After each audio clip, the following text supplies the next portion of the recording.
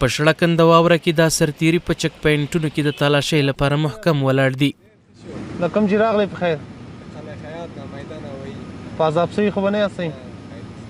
ولس ته یې د ارام ژوند ورکول لومړیتوب دی، خو که دوی په ارام نه وي نو خیر دی. مونږ شپه ورځ د ولس په خدمت کې استو چې ولس هم ارامه وي، موږ ارامه یو. چې ولس مې نه ارامه وي موږ نه ارامه یو. په سر یې د تیزې واورې ورېدل او د ټوپک په لمده شپېلۍ په چک پوینټ کې ولاړ دي تر څو ولس ته زیان ونه رسیږي. کابل ښار ته له داخلېدو سره ځای ځای امنیتي چک پوینټونه تر سترګو کیږي تر څو په کابل ښار کې کومه ناقانوني ترسره نشي. امنیتي ځواکونه هم په فولادي زغم سره په چک پوینټونو کې په تالاشۍ بوخت دي. امنیتي ځواکونه وایي د 12 لسیزو له کړاوونو راوتلی ولس اوس مهال ارام ژوند ته اړتیا لري تر څو دوی د ارام او سکون ساه واخلي. وایي په هر حالت کې به د خپل ولس ساتنه کوو. څنګه یاستئ واورې سره یخ سره ښه یاستئ؟ نو ولس ډېر دردېدلی ولس دی. موږ چې چک پوینټ اچوو کوشش کوو چې ولس په عذاب نشي، د چا وخت ضایع نشي. د مریضانو لپاره د امبولانس لپاره د هر څه لپاره بیل اصول لرو. ډېر په اسانه توګه ډېر په خوشحالۍ سره کومه تلاشي چې دا کوم اصول چې د چک پوینټ دی هغه موږ ادا کوو. ولس هم ډېر خوشحاله دی، زموږ نه راضي دی. ولس ته ډاډ ورکوو انشاءالله. او دا ولس مو 20 کاله دردېدلی کړېدلی ولس دی او غواړو چې انشاءالله زموږ په هر رقم سخته تکلیفونه په موږ تېرېږي، خو غواړو چې ولس ته آرام ژوند جوړ شي او ولس په ارامه خپله د ارام ساه واخلي.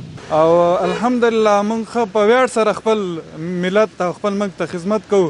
موږ ته هېڅ قسم مشکلات نشته، که واوره وي او که باران وي. د دې نه مخکې زموږ ملت ډېر دردېدلی ډېر ځورېدلی دی.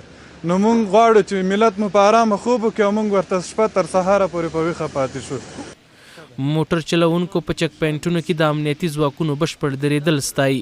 وایي له کومې ورځې چې دا د امن په رښتې هیواد کې واکمنې شوي ورسره سم ګڼو ناقانونۍ له ټولو هیوادو په خاصه توګه له کابل سره خدای پاماني کړې ده. الحمدلله از مجاهدین امارت اسلامی و کسایی که در چک پوینت کار میکنه بسیار راضی هستیم، چرا که از ما خانه‌ام نزدیک است و دکانم نزدیک است. هر روز 2 بار 3 بار اینجا تیر میشیم، تلاشی به دقت پرسان بازخواست همه چیز است. ما راضی هستیم انشالله خدا خیرشان بده. همیشه در خدمت بودم. ما اگر نصف شبم تیر شدیم همینجا اینا حاضر بودن در همین هوای سرد و برف و باران و در گرمی های هم که همیشه هوا گرم بوده اینا در خدمت مردم بوده و از مردم امنیت مردم رو برقرار ساخته. د خوست نه 2 بجې را روان شوي او هیڅ مشکل نه و موږ ته. مخکې خو داسې ازاده نه شو ګرځېدی که نه. اوس دغه د راوتي په د نیمه شپه ازاده ګرځو بېغمه. مننه کوو د ډېر زیاد د مجاهدینو نه.